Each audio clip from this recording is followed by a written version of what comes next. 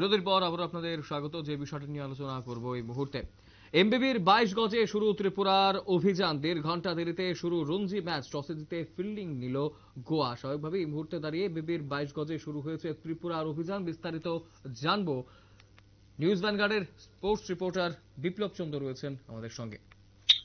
বিপ্লব দা, এই মুহূর্তে এমবিবির 22 গজে শুরু হয়েছে ত্রিপুরার অভিযান, কি জানা যাচ্ছে? দেখো, এই মরশুমে প্রথম রঞ্জি ম্যাচ রাজ্য দল শুরু করেছে ঘরের মাঠে, অর্থাৎ এমবিবির উইকেটে শুরু গোয়ার বিরুদ্ধে রাজ্য দলের প্রথম ম্যাচ।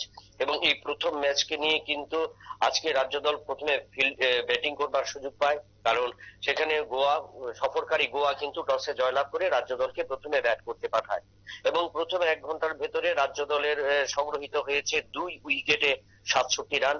অর্থাৎ এই 2 উইকেটে 67 রান কিন্তু অনেকটাই নির্ভরযোগ্য, কারণ গত বেশ কয়েকদিন যে কুয়াশার যে ঘন কুয়াশা ছিল এবং তাতে যে উইকেট আমরা পেয়েছি বা এবার দল পেয়েছে, তাতে কিন্তু যে দল প্রথমে ফিল্ডিং করবে সেই দল কিন্তু সবচেয়ে বেশি সুযোগ পাবে, অর্থাৎ বোলারদের কৃতিত্ব বেশি থাকবে। এবং সেই ক্ষেত্রেই কিন্তু রাজ্য দল আজকে টসে যখন হেরেছে, তখন সেই ক্ষেত্রে গোয়া প্রথমে টসে জয়লাভ করে প্রথমে ফিল্ডিং করবার সিদ্ধান্ত নেয় এবং সেখানে পেস বোলারদের কাজে লাগিয়ে কিন্তু গোয়া রাজ্য দলের বিরুদ্ধে আক্রমণ শুরু করে।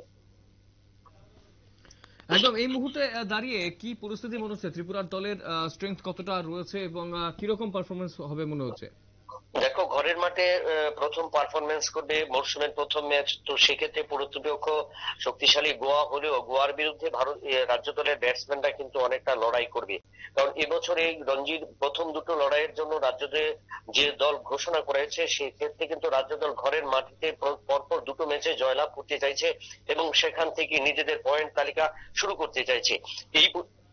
এই পরিস্থিতিতে দাঁড়িয়ে রাজ্য দল আজ যখন প্রথম ব্যাটিং করবার সুযোগ পেয়েছে, তো সেই ক্ষেত্রে রাজ্য দলের ব্যাটসম্যানরা অনেকটাই কিন্তু স্বাভাবিকভাবে খেলবে এবং নিজেদের খেলাটা খেলতে চাইবে, কারণ সেটা হলো নিজেদের চেনা উইকেট এবং উইকেট সম্পর্কে রাজ্য দলের প্রত্যেকেই কিন্তু জানা।